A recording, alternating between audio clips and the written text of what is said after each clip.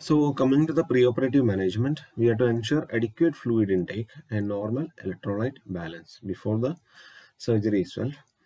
So position mainly using for the surgery is hyperextended as well as side lying position. So this position uh, will cause muscle ache after the surgery. So we have to inform the patient about muscle ache also.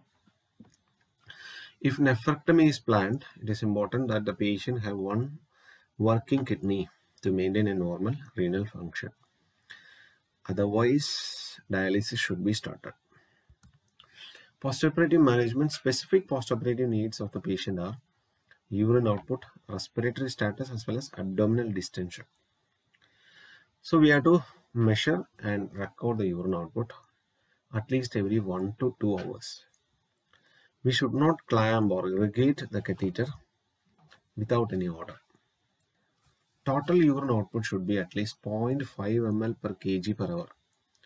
So here my question is, what is the normal urine output per ml per kg hour?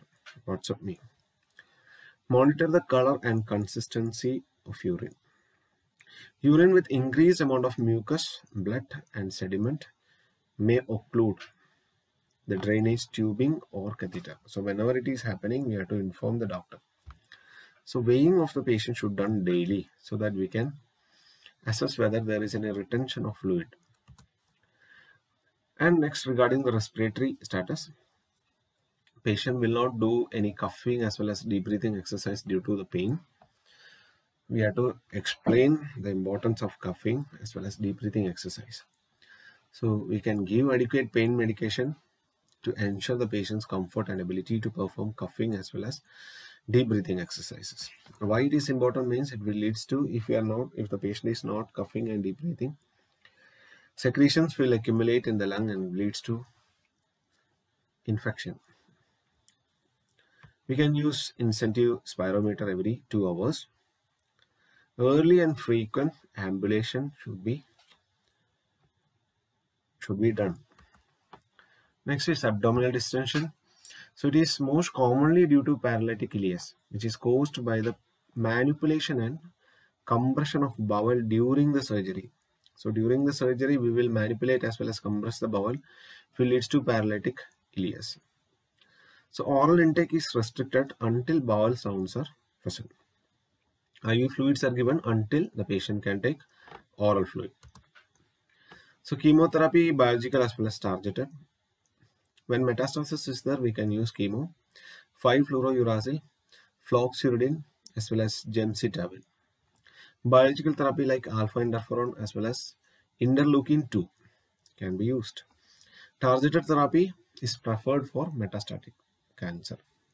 Kinase inhibitors can be used, sunitinib, sorafenib, as well as axitinib.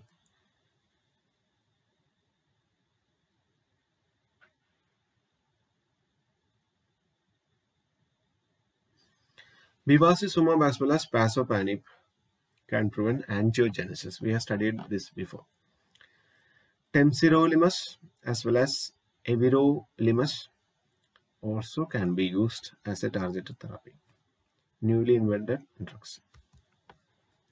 Other commonly done procedure is renal artery embolization. So in patients with metastatic renal carcinoma, the renal artery may occlude to impede the blood supply to the tumor and thus kill the tumor cells.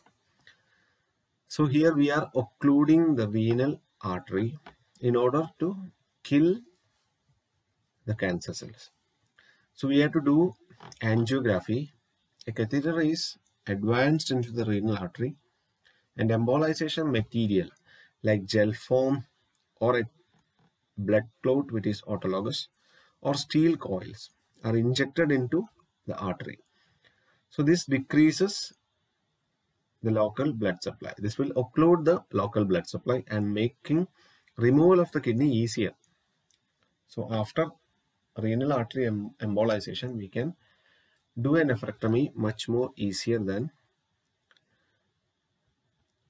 just doing the nephrectomy without renal artery embolization. So the patient has pain localized to the flank and abdomen. elevated temperature and GI symptoms. The pain is treated with parenteral analgesics. Acetaminophen can be used to control the fever. So nursing management, check the vital signs, monitor urine output, color, consistency, as well as specific gravity and order. Maintain hourly intake and output. Assess the presence of pedal edema or JVD, jugular venous distension. Report any rise in temperature and associated hematuria. Any abdominal mass which is palpable. Assess for the strength and weakness of the patient. We can advise to go for referral support groups. Assess the level of pain and its relation to reluctance to pass stool also.